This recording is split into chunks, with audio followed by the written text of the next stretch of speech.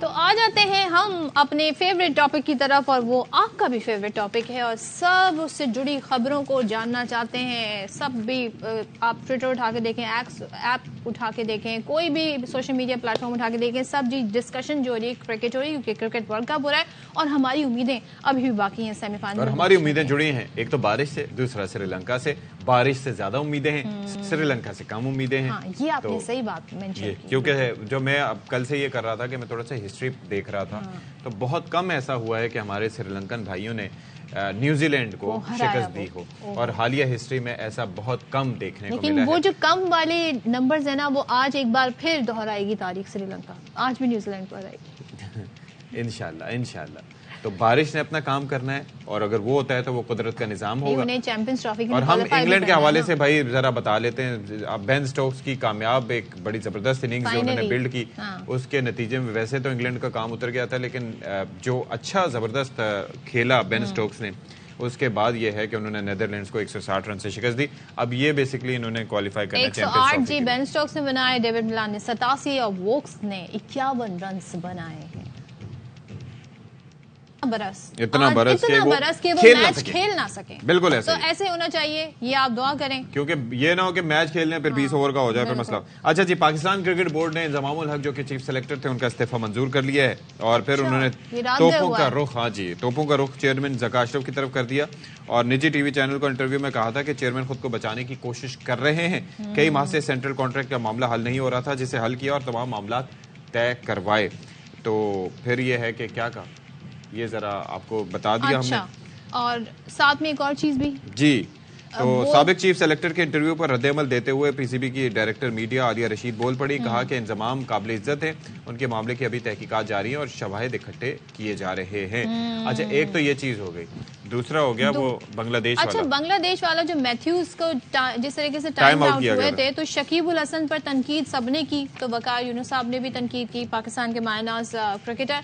लेकिन आप ये चेक करें कि जो बांग्लादेश हाईकोर्ट है, उन्होंने वकार यूनुस के खिलाफ कार्रवाई का मुतालबा कर दिया और बोर्ड को हिदायत कर दी है कि वकार यूनुस को वर्ल्ड कप ब्रॉडकास्ट टीम से हटाने के लिए आईसीसी से राब्ता करके 10 दिन में जवाब दें।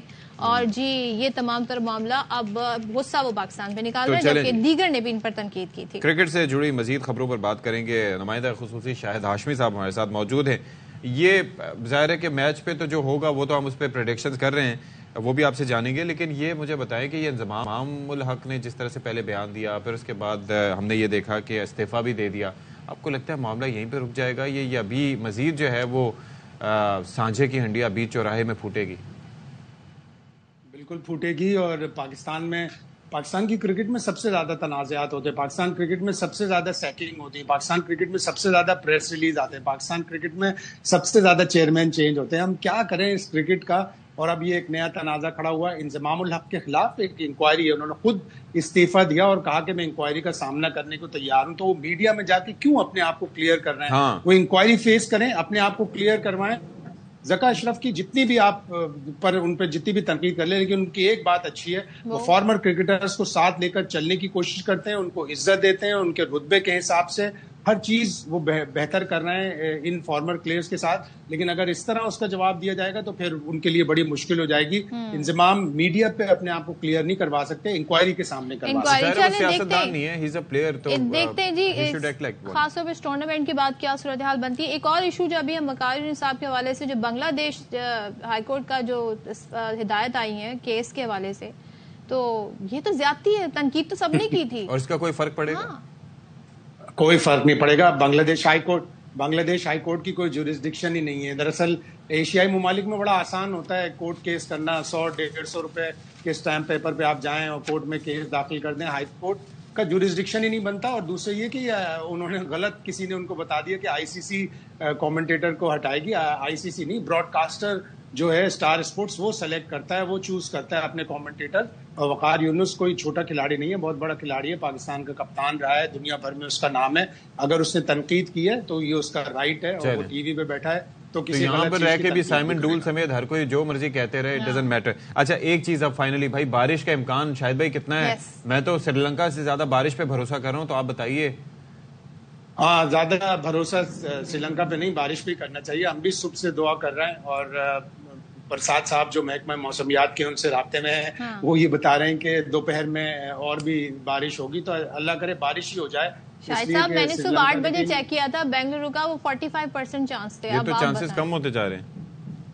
नहीं, सुबह तो हुई थी बारिश, और वहां पे जो हमारे दोस्त हैं उनसे हम राब्ते में थे, लेकिन अब देखेंगे क्या होता है। अगर बारिश होगी तो ज्यादा अच्छा है, इसलिए कि श्रीलंका की टीम इतनी लो लेवल पे खेल रही है, क्रिकेट इतना अच्छा नहीं खेल रही कि उनसे उम्मीदें रखना थोड़ा मुश्किल हो जाएगा। चलें जी, thank you so much Shahid Hashmi sahab, अपना ख्याल रखिएगा।